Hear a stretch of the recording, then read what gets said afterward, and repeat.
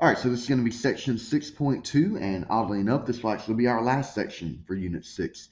Unit 6 is a very short unit. In 6.1, we talked about classifying polygons as regular or irregular, and then having 4 different formulas in order to calculate interior and exterior angles inside polygons. But now we're going to get a little bit deeper with 6.2. We're going to explore quadrilaterals. Okay, now quadrilaterals, that is the general term for any four-sided figure.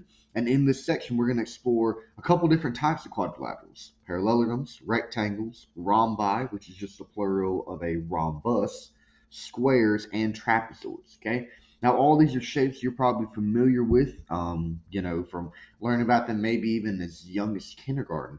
But we're going to explore them a little bit deeper and kind of how we can solve problems using these. Okay, so let's get into it. So because this section, is so big, we are going to split it up into 3 different parts. So we're going to start off first with parallelograms and rectangles. All right, so let's get started. So with each one of these different type of quadrilaterals we talk about, they're each going to have some kind of a list of defining features. Now, some of these features are going to overlap for some, if not almost all, of the quadrilaterals, but each one is going to be unique in its own way. Okay, so for any quadrilateral to be classified as a parallelogram, it has to meet these 5 criteria. So number 1, opposite sides are parallel. Okay, so keep in mind, parallel lines back from Unit 4 are 2 lines that will never intersect with one another. Okay, so normally we see parallel lines in like some kind of a coordinate grid by knowing those 2 lines have the same slope, but in terms of using it in polygons, we can label 2 lines being parallel by putting arrowheads on the sides. And 2 sides of any kind of a polygon that have the same number of arrowheads are going to be considered parallel to one another. So opposite sides, so that is sides directly opposite from one another. So this left side and this right side, they are both opposite from one another, so they're parallel. So the way that I mark that is putting these little arrowheads on there.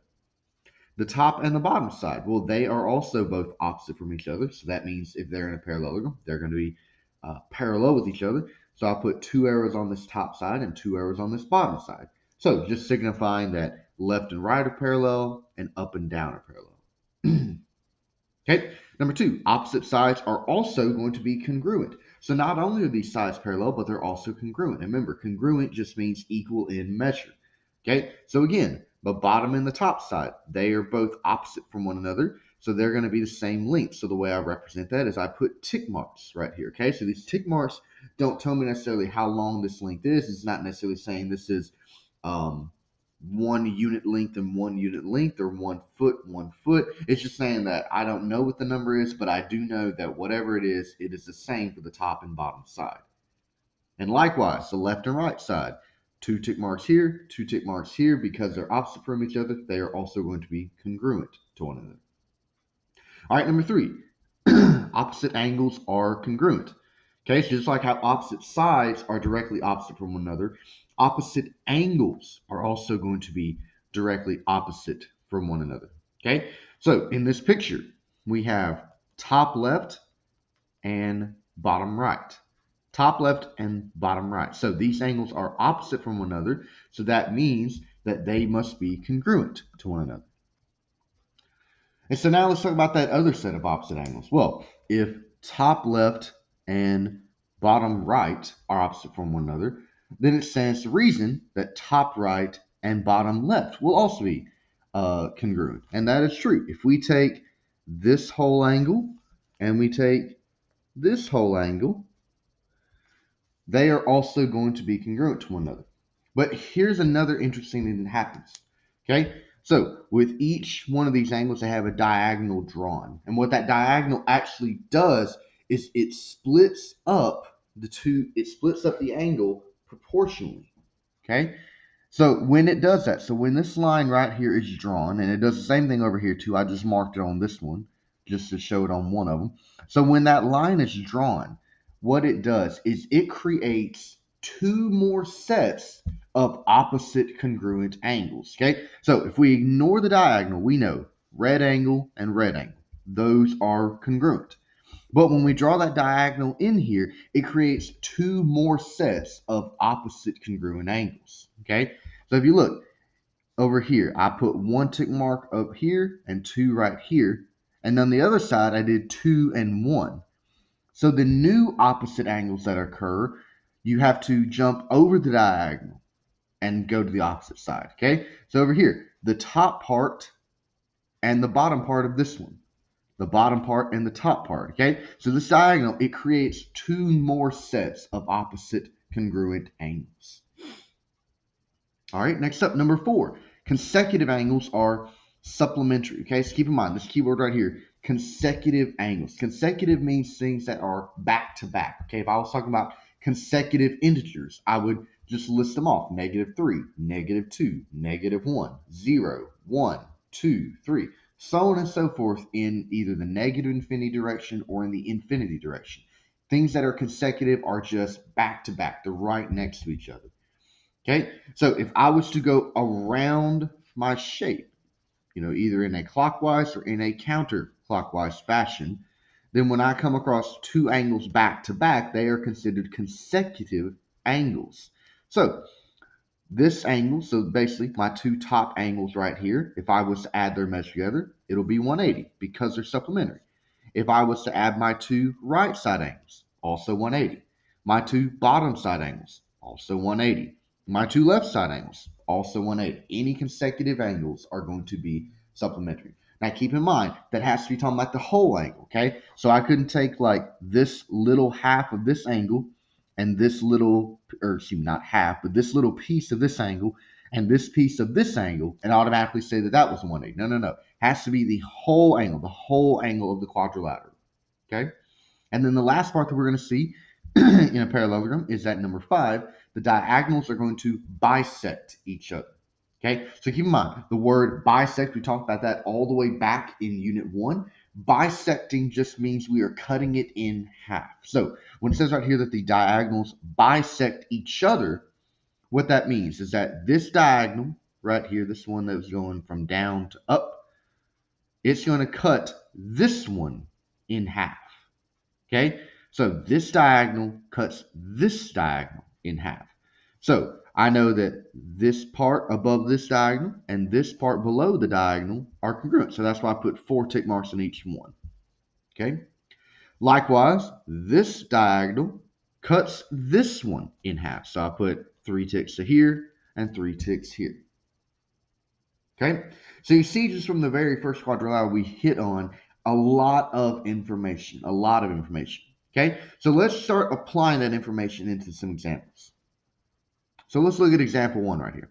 Okay, so if ABCD is a parallelogram, the measure of angle A is equal to x degrees, the measure of angle D is equal to 2x minus 3 degrees, then find the value of x. Okay, so with these problems, it's going to be very important that we do label our figures appropriately. Okay, if we can't label these figures correctly, then we're going to mess up every single problem.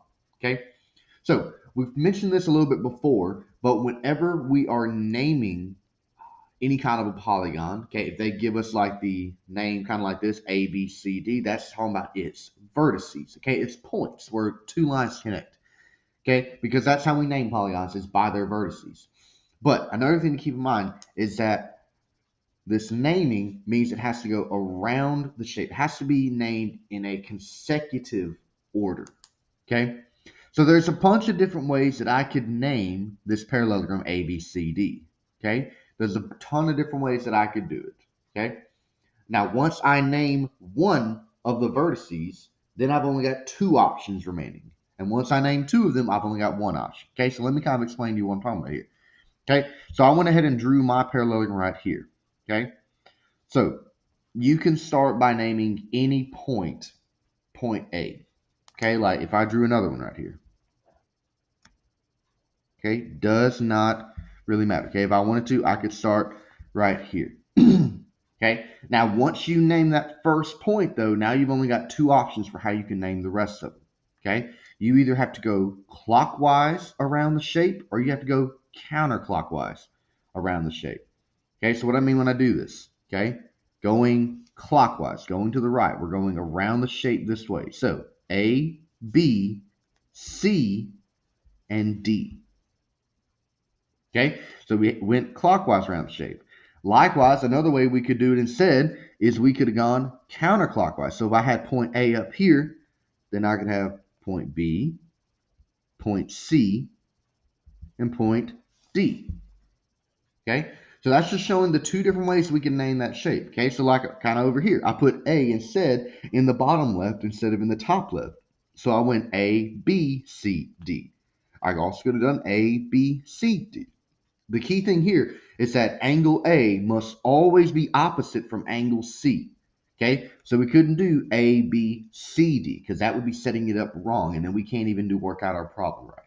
Okay, so just make sure when you're setting up these problems that you are writing out, or excuse me, that you are labeling your figure correctly.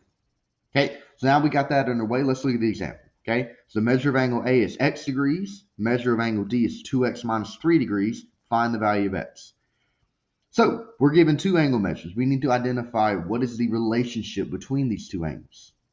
Well, I know with angle A and angle D that these two angles are not opposite angles, but they are consecutive angles. Okay, these are two angles that are right next to each other. If I went around the shape, it'd be back to back. So I know number 4 tells me consecutive angles are supplementary.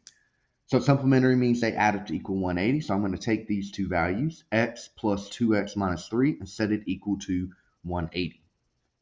So combine my like terms. I'll get 3x and then add the 3. So 3x is equal to 183. And then divide by 3, and I'll get that x is equal to 61 degrees. Okay, let's look at this next one.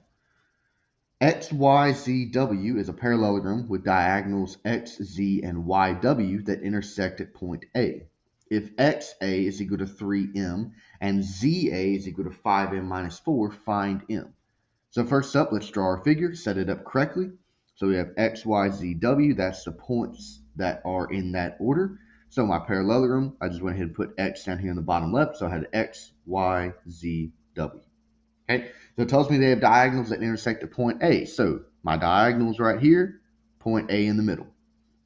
So if XA, which is this piece right here, is equal to 3M, and ZA is equal to 5M minus 4, we need to find M.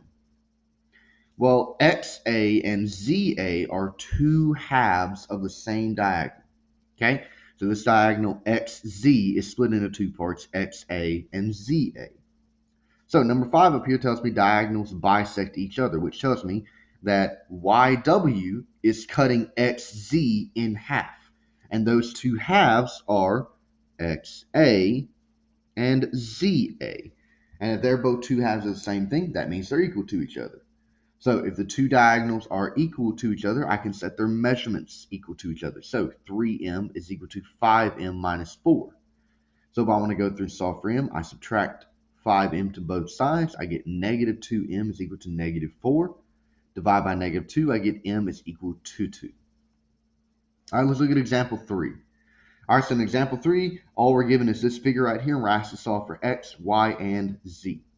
Okay, so in this figure, I'm given a 120 degree angle, and I'm given a 35 degree partial angle. Okay, so this 35 degrees does not represent the entire bottom left.